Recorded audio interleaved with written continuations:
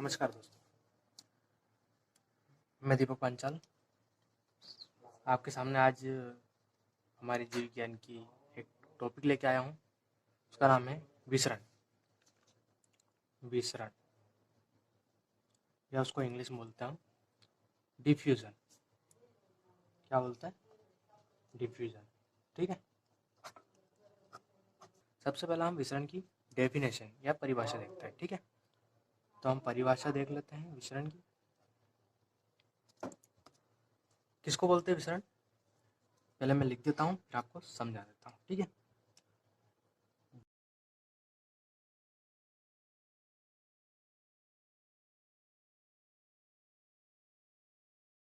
ठीक है दोस्तों, हमने डेफिनेशन देख ली है। डेफिनेशन मैंने लिखा है, वह कार्य की प्रक्रिया जिसमें द्रव, गैस या ठोस के अणु अधिक सांद्रता से कम सांद्रता की ओर गति करते हैं या होती है, तो उसे हम विसरण कहते हैं। ठीक है, विसरण की हमें डेफिनेशन तो मिल गई कि विसरण होता है क्या। क्या है? सिंपल सा है कि कम सांद्रता से अधिक सांद्रता से कम सांद्रता की ओर किसी भी ठोस, द्रव या गैस के कणों का परिवहन या विसरित होना क्या कहलाता है? विसरण। ठीक है, एक एक छोटा सा मैं एक बना देता हूँ मैं आपके लिए, सिंपल सा समझने के लिए। उसके अंदर मैं दो पार्ट कर देता हूँ। एक तरफ अधिक सांद्रता है और एक तरफ कम सांद्रता है। ठीक है,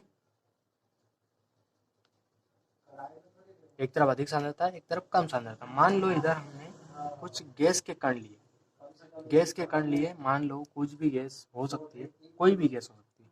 तो गैस के कण लिए अधिक सांद्रता की ओर। ठीक है, तो यह कम सांद्रता की ओर प्रवाहित होते रहते हैं।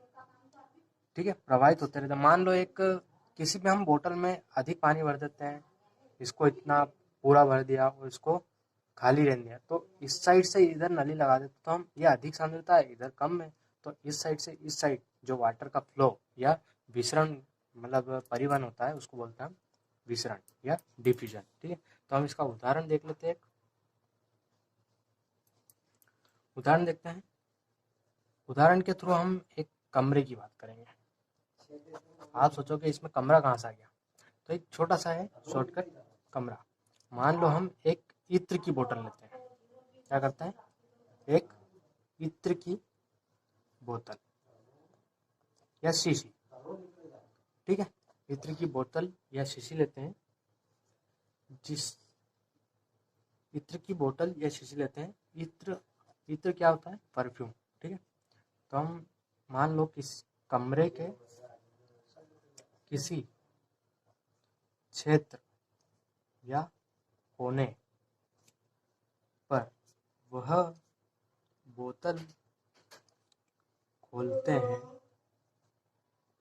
तो कुछ समय पश्चात इत्र पूरे कमरे में फैल जाता है। आया कुछ समझ में? मतलब क्या, किसी भी बोतल, इत्र की बोतल को हम अगर खोलते हैं किसी कमरे के किसी क्षेत्र में, तो वह कुछ समय बाद पश्चात वह इत्र पूरे कमरे के अंदर फैल जाता है। मान लो यहाँ पे भी एक एग्जाम्पल के थ्रू मैं कुछ बता रहा हूँ आपको।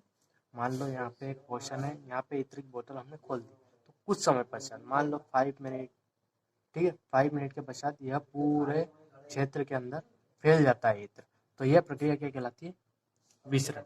ठीक है, विस्तृत होना मतलब एक निश्चित क्षेत्र में किसी भी चीज का विस्तृत होना, यहाँ से वहाँ अणुओं का परिवहन होना विसरण कहलाता है। यह प्रक्रिया कहलाती है विसरण। ठीक है, ऐसे ही बहुत सारे एग्जाम्पल्स हैं। एक और एग्जाम्पल, ये फर्स्ट एग्जाम्पल था, मान लो हम एक और एग्जाम्पल लेते हैं, सेकेंड एग्जाम्पल।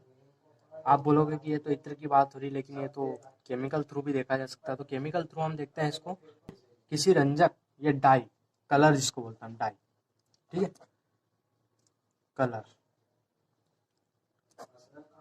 कलर ठीक है, तो हम एक कलर लेते हैं और उसको एक फ्लास्क के अंदर, वाटर के अंदर ऊपर से डाल देते हैं। ठीक है, कुछ समय पश्चात, मान लो 5 मिनट के बाद वह कलर पूरे फ्लास्क के अंदर फैल जाता है। तो यह प्रक्रिया भी क्या कहलाती है? विसरण।